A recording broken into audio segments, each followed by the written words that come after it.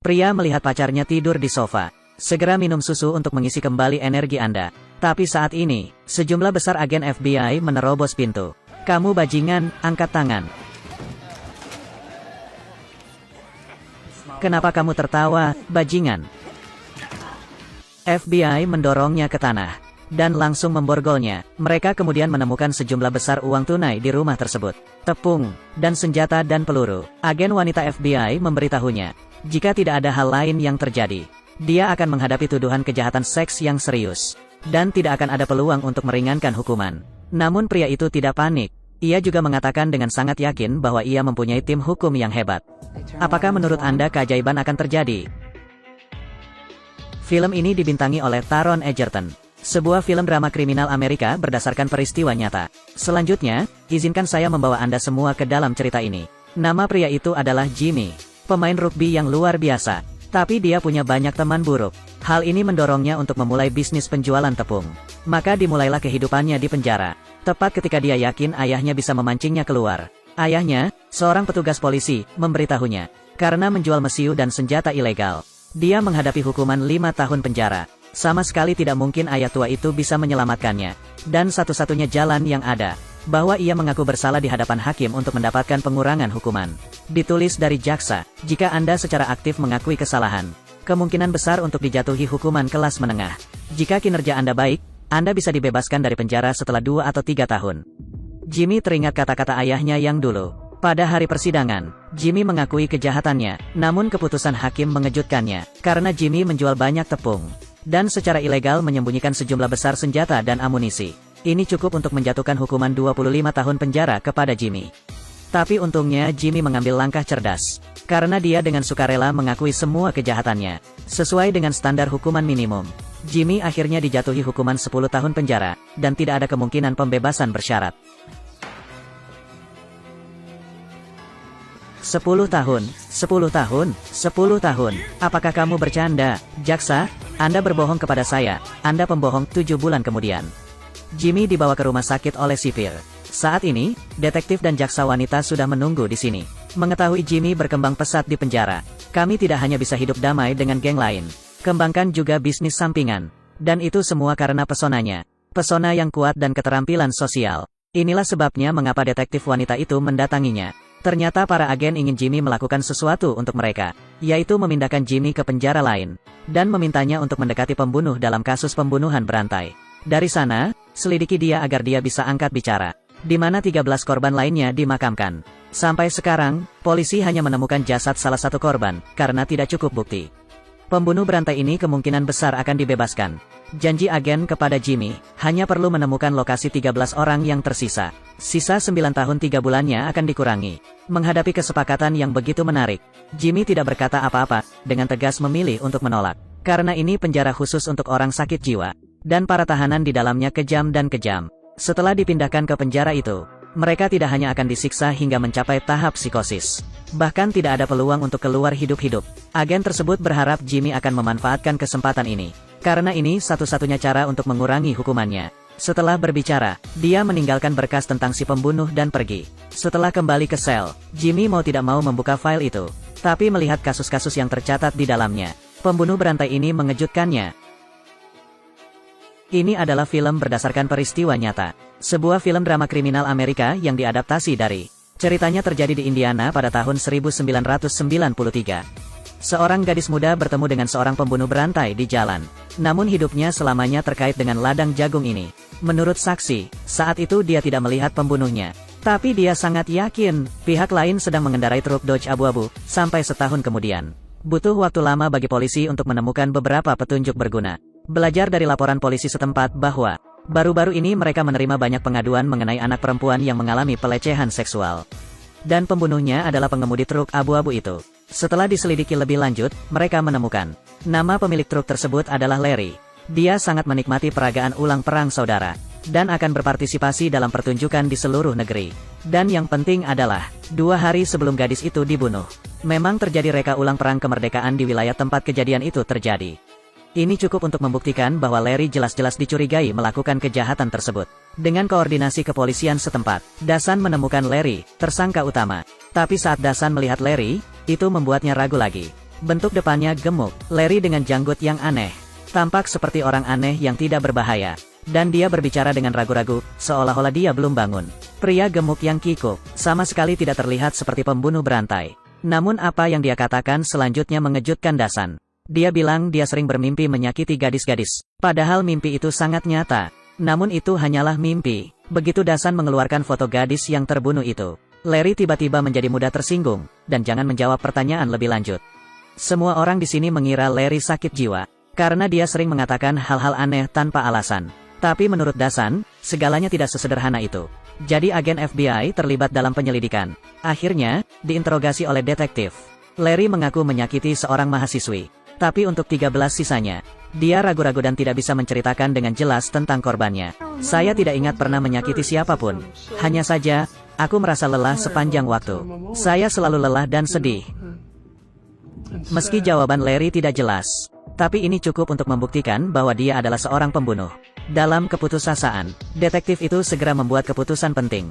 Mereka mengoreksi jawaban bodoh Larry, memalsukan pengakuan seorang pembunuh berantai, dan menginstruksikan Larry untuk menandatangani pengakuan. Saya tidak melakukan itu. Tidak, Larry, kamu melakukannya, hanya saja aku sering bermimpi seperti itu.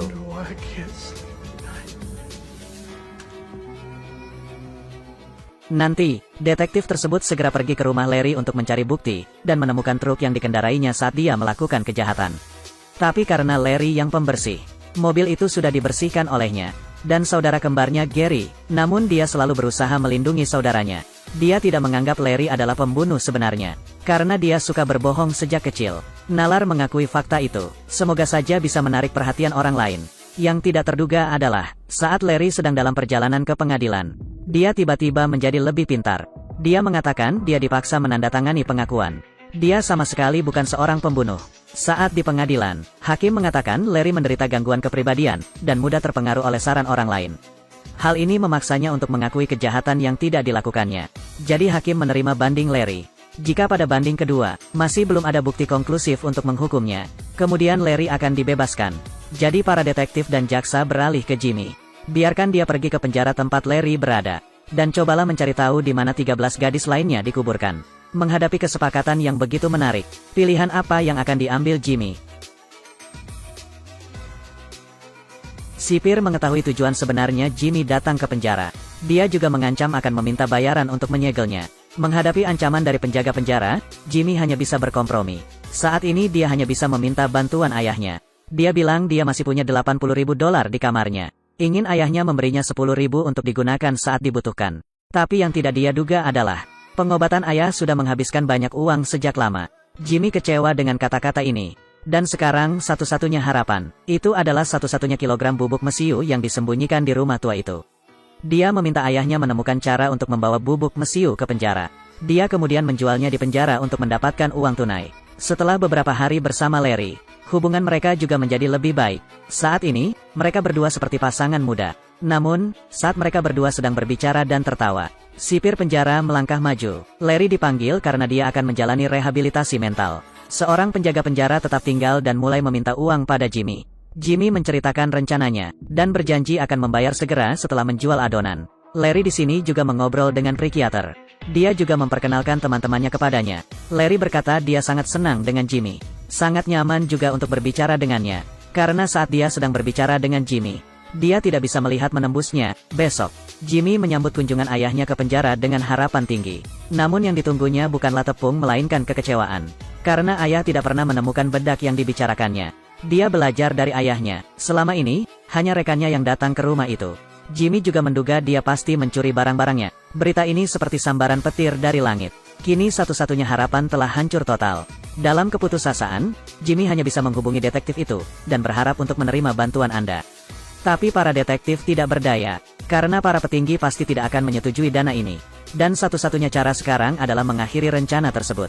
Tapi butuh setidaknya 2 minggu untuk membawa Jimmy ke penjara. Namun yang lebih buruk adalah, detektif tersebut mempelajari informasi penting saat menyelidiki kasus tersebut. Larry mengaku melakukan percobaan pembunuhan. Namun polisi menemukan alibinya. Karena hari itu, Larry sedang berjalan beberapa kilometer dari TKP. Berpartisipasi dalam pertunjukan di kota-kota yang jaraknya ratusan kilometer. Bahkan banyak saksi yang bisa memberikan kesaksian. Jadi dia menyimpulkan bahwa Larry adil. sengaja mengakui kesalahannya, suka mengambil tanggung jawab atas hal-hal yang belum pernah dilakukan sebelumnya. Mungkin dia sebenarnya bukan seorang pembunuh berantai. Tapi menurut Jimmy tidak, dia cukup yakin pembunuhnya adalah Larry. Dan memutuskan untuk mencari tahu kebenarannya, detektif itu memberitahunya. Waktu ke depan sangatlah mendesak. Kita harus mencari tahu di mana ke-13 gadis itu dimakamkan secepat mungkin. Dalam keputusasaan, Jimmy hanya bisa mempertaruhkan nyawanya dan kembali ke area penjara. Selanjutnya mari kita simak. Pria itu mempertaruhkan nyawanya, datanglah ke penjara yang penuh dengan penjahat serius ini. Hanya untuk menjangkau pembunuh berantai dengan trik yang sangat kejam. Tapi suatu hari, Jimmy akhirnya menemukan kesempatannya. Dia menyelinap ke sel Larry untuk menemukan bukti kejahatannya. Seperti yang diharapkan, beberapa majalah di lantai menarik perhatiannya. Saat Jimmy membuka majalah itu, isinya mengejutkannya. Majalah itu sebenarnya penuh dengan pola gambar tangan Larry. Dan ini semua tentang rincian bejat pembunuhan gadis-gadis muda. Hal ini membuat orang semakin yakin bahwa Larry adalah seorang pembunuh berantai. Setelah menerima jawaban yang diinginkan, dia dengan hati-hati mengembalikan majalah itu ke keadaan semula. Namun ketika dia kembali ke selnya, penjaga penjara muncul lagi di sel. Kau bisa menebaknya, penjaga penjara datang ke sini untuk meminta uang. Saat ini, Jimmy tidak bisa mendapatkan uang sama sekali. Dia mengetahuinya dengan baik. Jimmy mengungkapkan identitasnya sebagai agen yang menyamar. Hidupnya bisa dalam bahaya kapan saja. Jimmy juga mengatakan dia tidak bisa menghasilkan uang. Kepala penjara hanya tersenyum. Dia menepuk bahu Jimmy dan berbalik untuk pergi. Namun saat ini, terdengar suara dari sel sebelah. Larry berkata dia merasa lebih damai dari sebelumnya, seperti ketenangan sebelum badai. Dia merasa sesuatu yang besar akan terjadi di penjara. Lalu tiba-tiba dia mengganti topik pembicaraan. Dia bertanya pada Jimmy apakah ada orang di selnya sekarang. Jimmy menggelengkan kepalanya dengan perasaan bersalah. Namun Larry yang tanggap sepertinya menyadari sesuatu. Dia pikir Jimmy bisa memahaminya. Larry, apa yang kamu bicarakan? Apakah kamu bertanya padaku? Karena kamu terus menanyakan banyak pertanyaan kepadaku. Untuk menghindari terlalu banyak bicara dan membuat kesalahan, Jimmy berpura-pura marah dan berbalik saat dia pergi ke taman bermain. Perilaku tahanan itu sungguh aneh, seperti yang dikatakan Larry. Ini seperti ketenangan sebelum badai. Tapi kemudian Larry mengusirnya. Dia berkata pada Jimmy, jika Anda ragu, berarti itu akan segera terjadi. Seperti yang diharapkan, kerusuhan besar-besaran terjadi di penjara. Pada titik ini, narapidana tidak lagi dikendalikan. Adegan itu segera menjadi kacau. Para tahanan dan penjaga juga memulai perjuangan hidup dan mati. Bahkan TV pun tidak luput dari perhatian. Kerusuhan berhenti setelah terjadinya pemukulan hebat selama beberapa waktu. Besok, kepala penjara memanggil para tahanan untuk membersihkan kantin. Karena Larry adalah petugas kebersihan, jadi Larry bertanggung jawab penuh atas pembersihan ini. Di bawah kepemimpinan Larry, semua orang segera mulai membersihkan. Selama periode ini, keduanya juga memiliki pemahaman yang mendalam satu sama lain. Apakah kamu besar di kuburan? Ya, itu betul. Ternyata Larry telah tinggal di kuburan bersama ayahnya sejak ia masih kecil. Kapanpun seseorang dikuburkan pada siang hari, ayahnya akan membawanya ke pemakaman pada malam hari, dan memintanya untuk menggali mayatnya. Kemudian keluarkan semua perhiasan emas dan perak yang digunakan untuk penguburan. Sejak itu, dia tidak takut pada apapun. Karena baginya, orang-orang akan menjadi sangat ramah setelah kematian. Mereka tidak akan berani memandangnya, apalagi meremehkannya. Sebagai imbalan atas kepercayaan Larry, Jimmy juga mulai menceritakan kisahnya. Ternyata Jimmy juga mempunyai masa kecil yang menyedihkan. Orang tuanya bercerai ketika dia masih sangat muda. Sejak saat itu dia tinggal bersama ibunya. Tapi ibu hanya minum dan minum sepanjang hari. Dan seringkali membawa pulang pria asing. Suatu ketika seorang pria sedang mabuk. Dan dia mematahkan 3 tulang rusuk. Tapi ibu bukan hanya tidak peduli. Dan Anda menyerahkan semua tanggung jawab pada diri Anda sendiri. Menghadapi ibu seperti itu, Jimmy pernah berkata dia ingin mendorongnya menuruni tangga. Namun Larry mengatakan hal itu akan mematahkan lehernya. Dia kemudian menunjukkan pada Jimmy cara membunuh orang dengan cepat. Saya merendam kain pada malam but, lalu bersembunyi di truku. Jika digunakan untuk menutup muka seseorang, dalam hitungan detik mereka akan kehilangan kesadaran. Jimmy tertegun sejenak setelah mendengar ini. Hal ini juga membuatnya semakin yakin bahwa Larry adalah pembunuh berantai. Dengan cara ini mereka tidak akan bisa memukul saya. Nama belakang, gadis-gadis itu, tapi kemudian bel alarm tiba-tiba berbunyi di kepalaku. Percakapan antara keduanya terhenti. Besok, adik laki-lakinya, Gary, mengunjungi penjara. Dia memberitahu saudaranya, saat ini polisi sering datang ke rumah untuk menyelidiki. Tapi Larry dengan gembira berkata, sebab, dia yakin polisi belum menemukan bukti yang meyakinkan. Apakah itu berarti kamu akan segera dibebaskan? Itu benar. Dia menyembunyikan identitasnya dan pergi ke penjara yang penuh dengan penjahat serius. Tanpa diduga, identitas rahasianya terbongkar oleh penjaga penjara. Dan di samping itu, semua tahanan memberikan tatapan tidak ramah. Karena mereka paling membenci penuduh. Saat ini Jimmy telah menjadi duri di mata para tahanan. Dia mengetahuinya dengan sangat baik. Tidak banyak waktu yang tersisa untuk diri Anda sendiri. Hari ini adalah hari konseling psikologis Jimmy. Tanpa diduga, orang tersebut digantikan oleh psikiater Larry. Jimmy langsung panik, karena selain sipir dan psikiater dia tidak bisa mempercayai siapapun. Ini juga berarti dia tidak bisa menyampaikan informasi kepada polisi. Ternyata psikiater Jimmy sedang berlibur akhir-akhir ini. Oleh karena itu, hanya dokter wanita yang dapat memberikan nasihat psikologis kepadanya. Dokter wanita tersebut juga tampaknya meragukan identitas Jimmy. Dia bertanya pada Jimmy mengapa dia datang ke penjara ini. Jimmy hanya berpura-pura bodoh dan asal-asalan. Dokter wanita itu memperingatkannya, jangan pernah mencoba menyakiti pasiennya. Dan jaga jarak dari Larry. Setelah kembali ke area penjara, Jimmy berpura-pura tidak peduli. Dia kemudian menemukan kesempatan lain untuk berbicara dengan Larry. Jimmy berinisiatif mencari topik. Dia bertanya pada Larry tentang berapa usia termuda seorang gadis. Topik ini menarik minat Larry. Namun begitu Larry membuka mulut untuk berbicara, Larry mau berangkat kerja, pipa air bocor. Tidak ada pilihan. Jimmy hanya bisa mencari peluang lain. Besok, Jimmy bermain sepak bola dengan bos penjara. Yang tidak dia duga adalah dia sebenarnya diam-diam menyelidiki identitas Jimmy. Dia menemukan bahwa identitas Jimmy bukanlah apa yang dia katakan. Dia hanya menyuruhnya untuk menjaga dirinya sendiri. Lalu dia menepuk bahu Jimmy dan berbalik meninggalkan taman bermain. Sangat cepat, penjaga penjara menyebarkan identitasnya sebagai agen yang menyamar. Jimmy tahu bahwa identitasnya telah terungkap sepenuhnya. Sekarang dia harus menemukan cara untuk mendapatkan bantuan secepat mungkin. Dia kemudian berencana menelepon agen wanita tersebut. Namun ternyata saldo di kartu bank tidak cukup. Akibatnya, ia tidak dapat berkomunikasi dengan dunia luar. Namun saat ini, seorang pria kuat di belakang sedang menunggu dengan tidak sabar. Tutup teleponmu dengan cepat. Telepon apa ini? Menghadapi pria kuat itu, Jimmy dengan tegas memilih untuk menyerah. Saat ini dia juga menyadari bahayanya. Dalam waktu dekat, kita harus mencari tahu di mana gadis-gadis itu dikuburkan secepat mungkin. Hanya dengan cara itulah kita bisa keluar dari penjara ini hidup-hidup. Pria gendut ini kelihatannya tidak berbahaya. Dia pada dasarnya adalah seorang pembunuh berantai dengan trik yang sangat kejam. Namun dia yakin bahwa dia akan segera dibebaskan. Tapi dia tidak tahu, kebenaran perlahan-lahan mulai terungkap. Saat ini, detektif veteran dan polisi masih mencari bukti kejahatan Larry.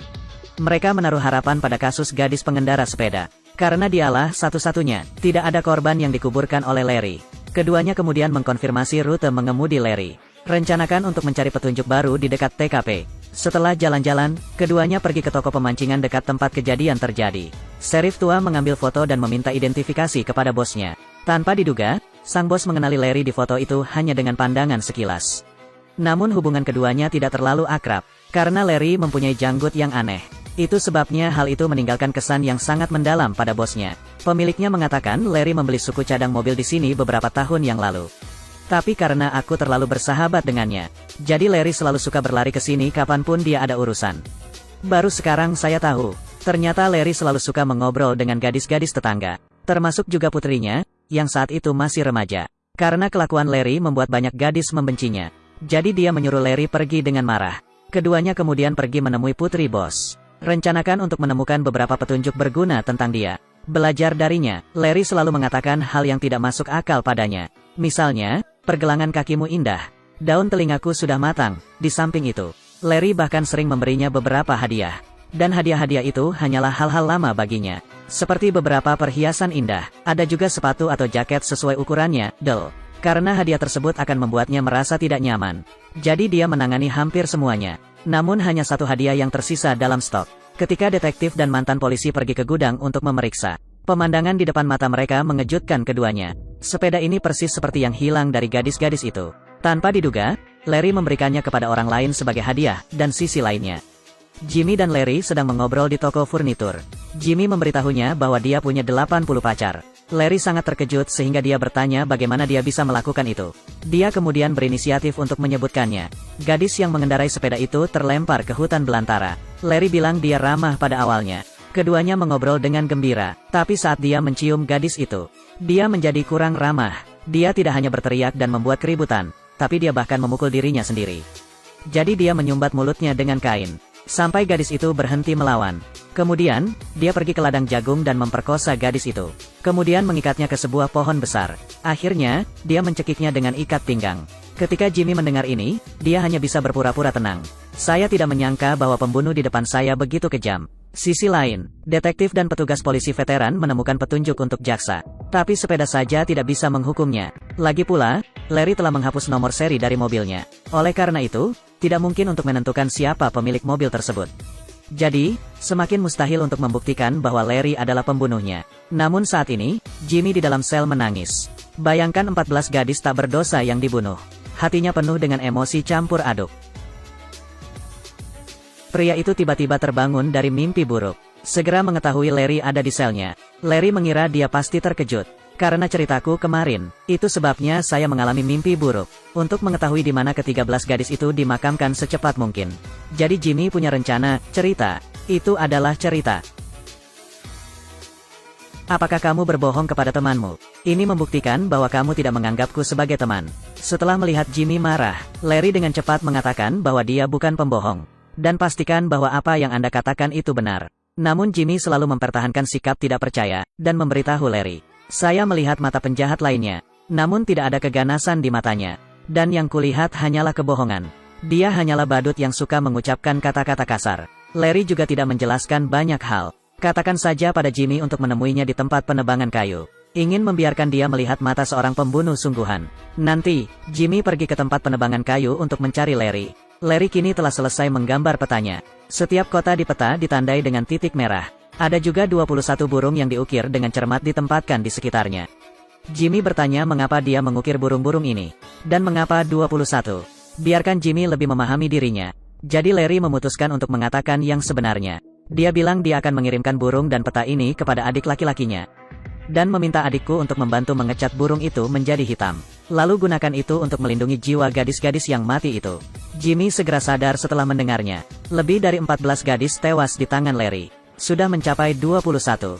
Larry berkata dia sebenarnya tidak ingin menyakiti hati gadis-gadis itu. Namun mereka selalu melawan dan bahkan memukuli diri mereka sendiri.